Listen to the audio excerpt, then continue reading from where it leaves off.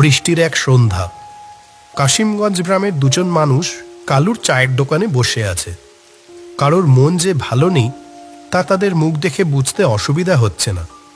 এমনকি যে কালুর দোকানের চা সন্ধেবেলা অন্তত 3 কাপ না খেলে চলে না, সেখানে আজ 1 কাপও তারা খায়নি। সকলেই গ্রামের বর্তমান সমস্যা নিয়ে বেশ চিন্তিত। এর মাঝে কাশিমগঞ্জ গ্রামের বর্তমান স্কুল প্রধান হরিহর ভট্টাচার্য কালুর দোকানে এসে উপস্থিত হয়।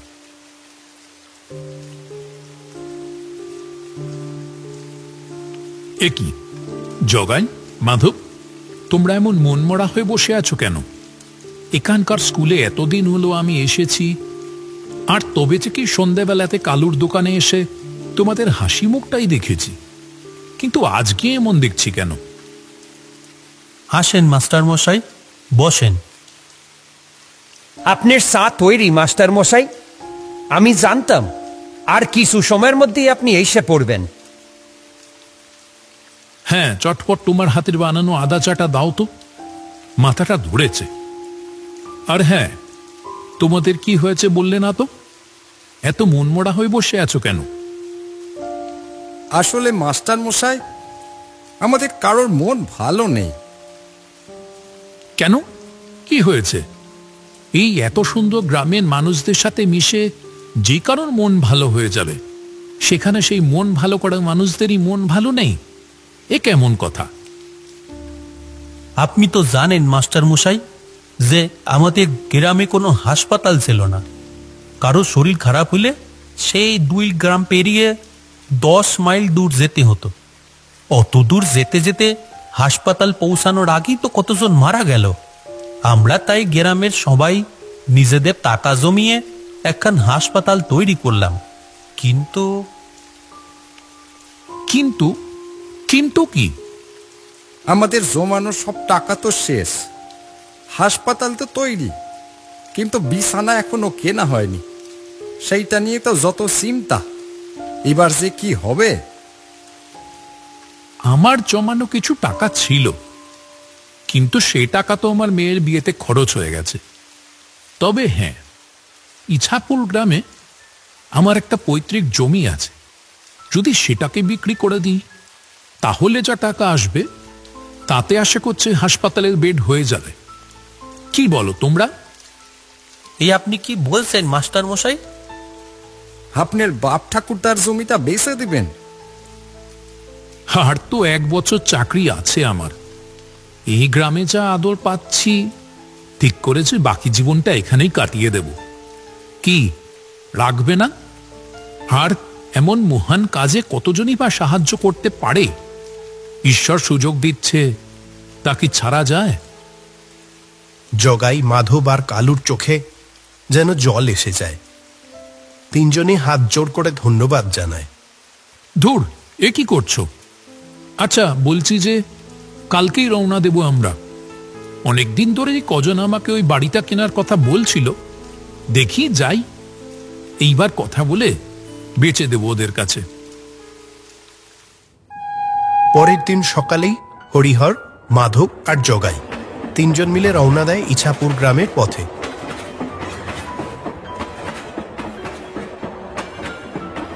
ওরা যখন ট্রেনে, তখন বেশ জোরেই বৃষ্টি শুরু হয়েছে।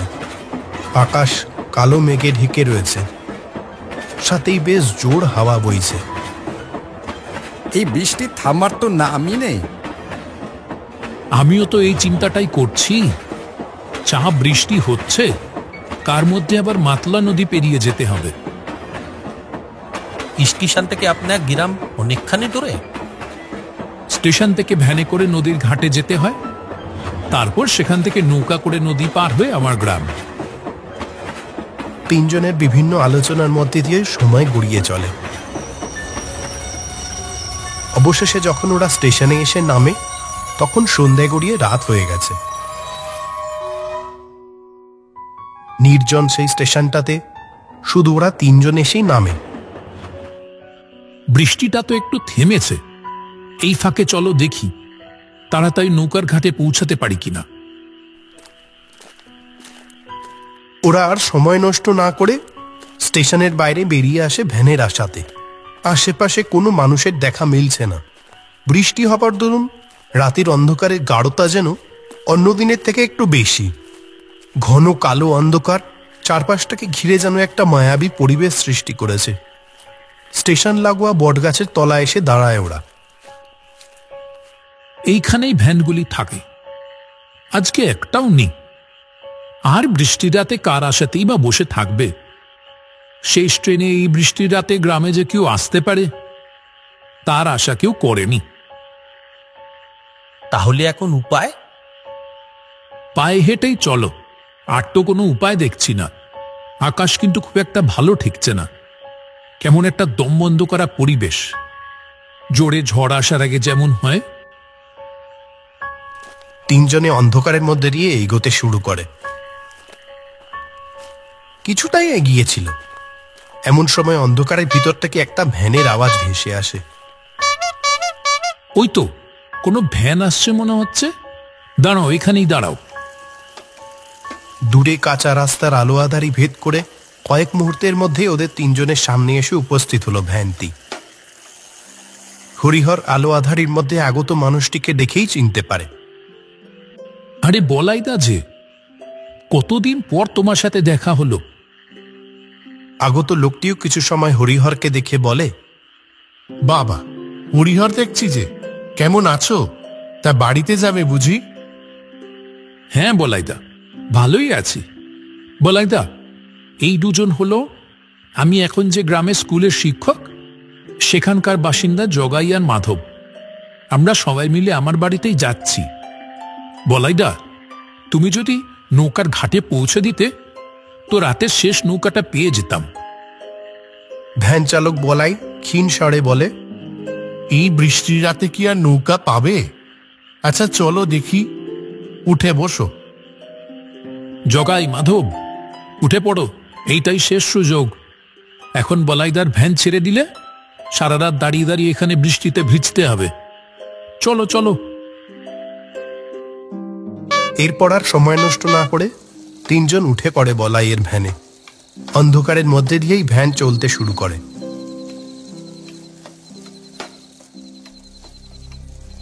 কিছু সময় বসে থাকার পর হরিহর বলাইকে জিজ্ঞাসা করে, বলাইদা, তোমার এত বয়স হয়ে গেছে, এখনো ভ্যান চালাচ্ছ? কষ্ট হয় নিশ্চয়ই? না, এখন আর কষ্ট হয় না, আগে হতো। আগে হতো, এখন হয় না? তার মানে? ও কিছু না, তুমি তো অনেক দিন পর ইছাপুরে এলে, আমাদের তো ভুলেই গেছো দেখছি। না গো বলাইদা, তোমাদের কি ভুলতে পারি? আসলে যেখানে এখন কাজের সূত্রে থাকি সেখান থেকে সচরাচর আশা হয়ে ওঠে না। আজকেও নিতান্ত এক প্রয়োজনেই আসা। গ্রামে আমার বাপ ঠাকুরটার যে ভিটেটা রয়েছে ওইটা বেচে দিতেই এসেছি। সে কি, বিক্রি করে দেবে? কেন, কোনো বিপদ হলো নাকি? হ্যাঁ, সে এক প্রকার বিপদই বলতে পারো। আমি যে গ্রামে এখন থাকি সেখানে গ্রামের সবাই মিলে নিজেদের টাকা জমিয়ে একটা হাসপাতাল তৈরি করেছে বটে, কিন্তু হাসপাতালের বেড কেনার টাকাটা জোগাড় করে উঠতে পারছে না। তাই ভাবলাম আমার জমিটা বেচে সেই টাকাটা ওদের সাহায্যের জন্য দেব। এমনিতেও তো ওটা খালি পড়ে রয়েছে কত বছর হলো।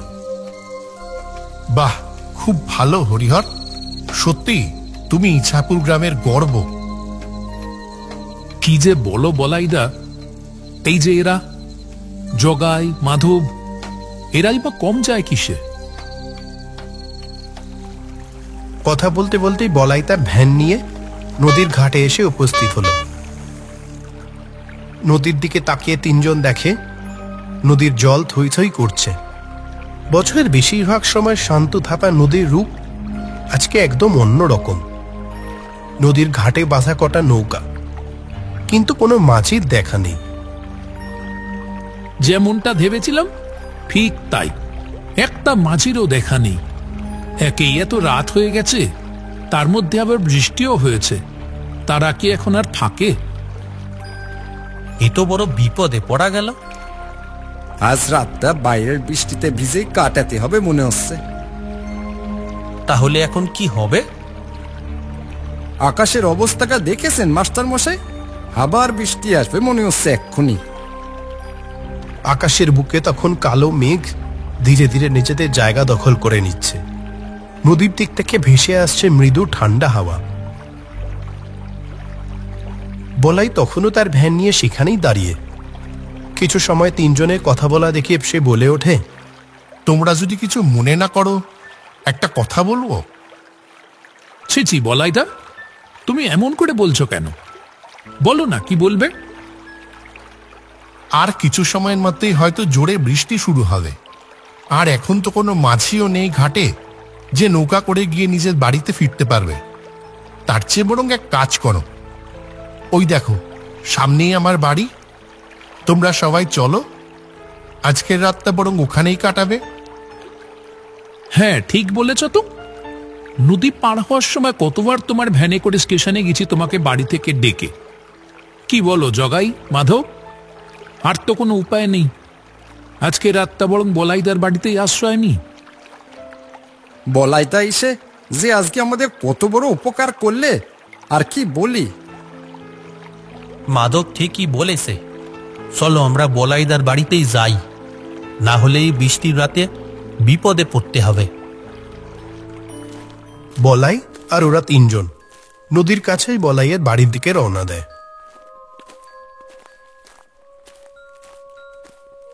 দরজা খুলে ভিতরে ঢুকতেই কেমন একটা গন্ধ ওদের নাকে এসে ঝাপটা মারে, যেন কতদিন পর কেউ এই ঘর খুলে ভিতরে এলো। বলাইদা, ঘরের ভিতর কেমন একটা বিকট গন্ধ গো। মেঝেটাও কেমন পিছল ঠেকছে। ঘরটা তো আসলে সবসময় প্রায় বন্ধই থাকে, আমি তো ভ্যান নিয়ে বাইরেই থাকি, আর ঘরে হয়তো জানলা দিয়ে জল ঢুকে এমন হয়েছে। ঘরে কোণের ভাঙা জানলা দিয়ে সামান্য আলো আসছে। খাবার তো ঘরে কিছু নেই, তাই তোমাদের জন্য কোনো খাবারের ব্যবস্থা করতে পারছি না। ওসব নিয়ে তুমি কিছু ভেবো না বলাইদা, এই ঝড়জলের রাতে তোমার বাড়িতে একটু মাথা গোজার ঠাইটুকু পেলাম, এই তো অনেক। তুমি না থাকলে তো এই বৃষ্টির মধ্যে কোথায় রাত কাটাইতাম কে জানে। ও তেমন কিছু না। আচ্ছা, তবে তোমরা শুয়ে পড়ো। আর তুমি তুমি কোথায় থাকবে? আমি বাইরে শুয়ে পড়ব, কোনো অসুবিধা হবে না। কেন, তুমিও আমাদের সাথে শুয়ে পড়ো। না না, আমার কোনো সমস্যা হবে না। এই কথা বলে বলাই বাইরে চলে যায়, আর তিনজন মাটিতে পাতা মাদুরে শুয়ে পড়ে। রাত তখন অনেক গভীর। হঠাৎ করেই হরিহরের ঘুম ভেঙে যায়। বাইরে থেকে একটা অদ্ভুত আওয়াজ আসছে, যেন ঘরটা থেকে কিছু দূরেই কেউ মাটি খুঁড়ছে। হরিহর শুরুতে ব্যাপারটা এগিয়ে গেলেও আওয়াজটা যেন ক্রমশই বাড়ছে। যে কাজটা করছে সে যেন কারো তোয়াক্কা না করেই করে চলেছে। আওয়াজটা আসছে কোথা থেকে? চোর এলো নাকি? হরিহর চট করে উঠে জানলার কাছে গিয়ে বাইরে চোখ রাখতেই দেখেন বলাইদা ঘরটা থেকে একটু দূরেই গাছের নিচে মাটি খুঁড়ে চলেছে।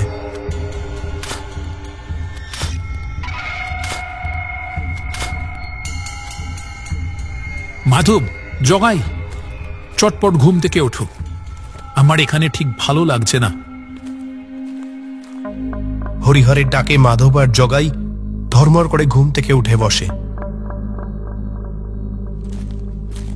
হরিহর ওদের দুজনকে ডেকে জানলার কাছে নিয়ে যেতেই, এ কি, বলাইদা কোথায়? এখনই তো এইখানে ছিল।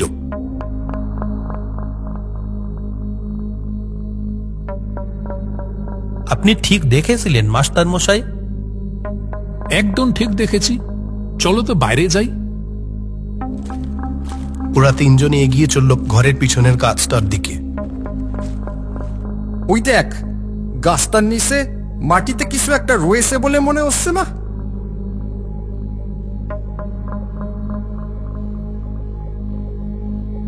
আমি আমি এখানেই বলাইদাকে দেখেছি, যেন বলাইদা কোনো অদৃশ্য শক্তি বলে আমাকে ঘুম থেকে তুলেছে, যেন এটা আমি দেখি। যা তো জগাই, দেখ তো কি জিনিস ওইটা।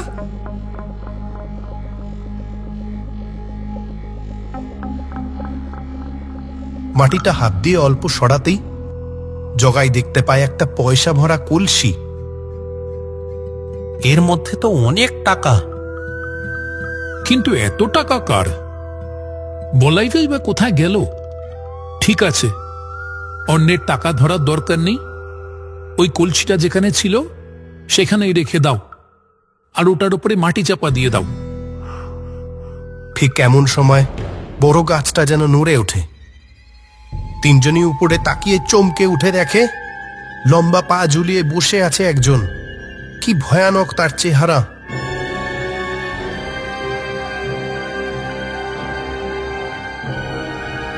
ভয় পেও না হরিহর, আমি বলাই। আমি দেখতে চাইছিলাম অসময়ে তুমি লোভী হয়ে গেছো কিনা। সত্যি হরিহর, এই গ্রামের গর্বই তুমি। তুমি চাইলে এই টাকাটা সহজেই নিয়ে নিতে পারতে, আর আমার মতো একটা বুড়ো নিশ্চয় তোমাদের তিনজনের সাথে পেরে উঠত না। যেখানে তোমাদের টাকার দরকার, আর বুঝতেই পারছো এখানে অনেক টাকা আছে। কিন্তু তুমি? আমি আজ থেকে 1 বছর আগেই মারা গেছি। একদিন ভ্যান নিয়ে লাইন পার হচ্ছিলাম, আর একটা ট্রেন এসে, যাক সে কথা, আমি মরলেও আমার জমানো টাকাগুলোর জন্য মুক্তি হয়নি। সত্যিকারের মানুষ খুঁজছিলাম, আজ পেলাম। তোমাদের সাথে কথাগুলোই বুঝেছিলাম সত্যিকারের মানুষ তোমরা। শুধু একটু পরীক্ষা করলাম। এই টাকা নিয়ে যাও আর হাসপাতালের কাজে লাগাও। তোমার পৈতৃক ভিটে বিক্রি করার দরকার নেই হরিহর। ওতে যা টাকা আছে তাই দিয়ে তোমাদের হাসপাতাল বানানোর কাজ দিব্যি হয়ে যাবে। বলাইদা, এতদিনে আমার মুক্তি হলো। ভালো থেকো সবাই। এই বলে বলাইয়ের ভয়ঙ্কর চেহারাটি বাতাসে মিলিয়ে যায়। তিনজনে কেবল অবাক দৃষ্টিতে সেই কলসিটার দিকে তাকিয়ে থাকে।